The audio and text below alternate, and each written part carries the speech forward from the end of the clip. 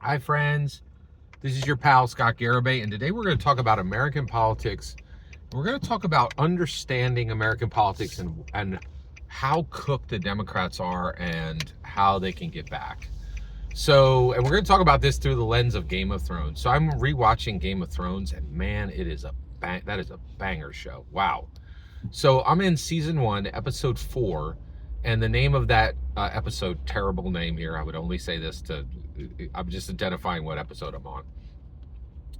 You know what? I'll just say episode 4. The title is abominable.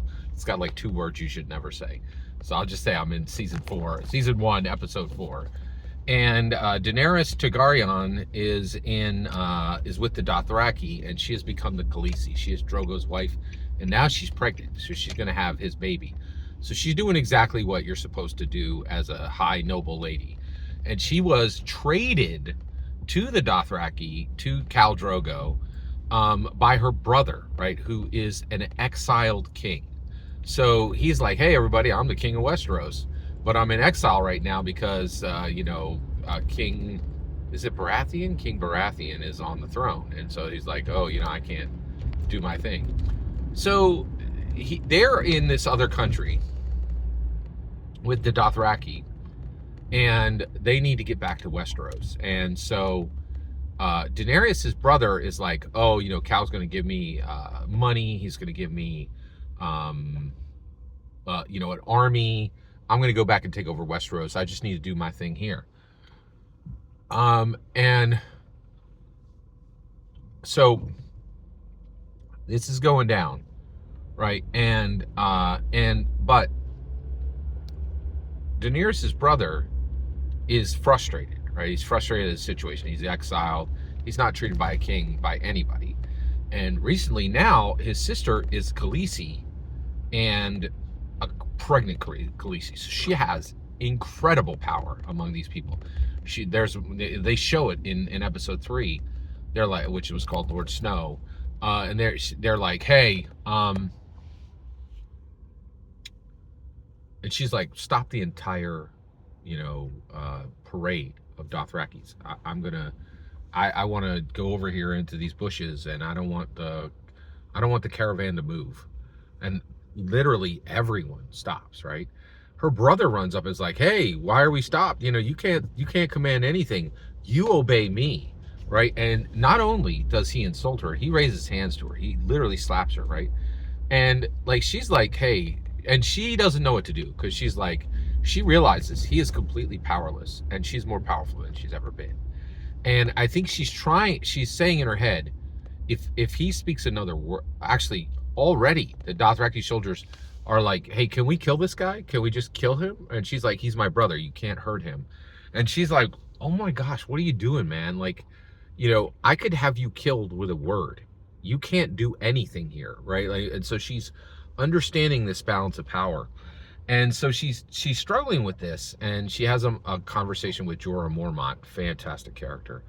I've been doing these videos when I learn something from Game of Thrones, and I'm learning a lot from Jorah Mormont. Jorah Mormont is just half the stuff he says are like wisdom quotes, right? And she's like, hey, I need to protect my brother, and he tells me back in Westeros, the people are praying for his return. And Jorah laughs, and he goes, the common people, she says, the common people are praying for my brother's return, the exiled king. And Jorah laughs, and he goes, the common people pray for rain, they pray for health, and they pray for a summer that never ends. The common people care not for the games of the high lords. And I was like, that's it. That's where the Democrats are, right? They went to people and they're like, don't worry about the price of eggs. You know what you need to worry about? You need to worry about this term that a Harvard professor came up with last year. And you need to make sure that you're using the right language, right? That's what's really important. The games of the high lords, right? Like, they were like, we need to, carry the banner for this cause and this cause and this cause. And the common people are like, that's not my cause. Like, that's your cause. That's the games of the high lords. And now we're there, and we're like, every single thing that the Democrats cared about, the common people did not care about, right?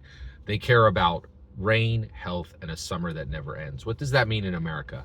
The price of eggs, right? Um, and you know what's wild? In America, we don't care about rain. Like, I can tell you right now, climate chaos is happening. There are storms everywhere. And Republicans are like, nah, it's not a problem. Like a bunch of tornadoes, whatever. It makes my life spicy. We don't care. So they don't pray for rain today. They definitely pray for health. I can tell you that one. I'm in an evangelical church. I would say 9 out of 10 prayers are my sister's uncle's brother has cancer. Like, it's just like, ugh, like, okay. And so they definitely pray for health and a summer that never ends. I would, that one is, hey, we can get food and we can get the things we want. And so the economy is extremely important. And when Jorah said that, he was like, they can grow crops, they can harvest, right? So that's what he means by a summer that never ends. And also they're not freezing to death, right? Like, because when winter comes, the White Walkers are going to come, right? And in America, I think, and so that's where all this lands. It was really, really fascinating. I thought this was a brilliant, beautiful depiction of what Americans really care about. And the Democrats, if they're going to win, they have to drop the games of the High Lords, right? They have to stop saying that the number one thing in America is this high concept thing that, with language that didn't even exist 10 years ago, that came from a Harvard professor or a Yale professor. They can't champion those anymore. And the reason why is they could champion them if they want to lose, right? Like the common people do not care.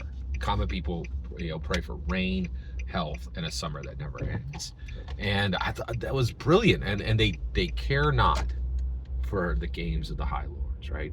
If what you really care about most is is really what you just learned about in a think piece from NYT and the Wall Street Journal, and is coming from some professor at some Ivy League, Americans are not going to care about it. Every single word you just heard in this video is my humble opinion. Nothing more, nothing less. The important part is when I get to hear your humble opinion. When you get in the comments and send your traffic. Please consider subscribing and have a fetch millennium.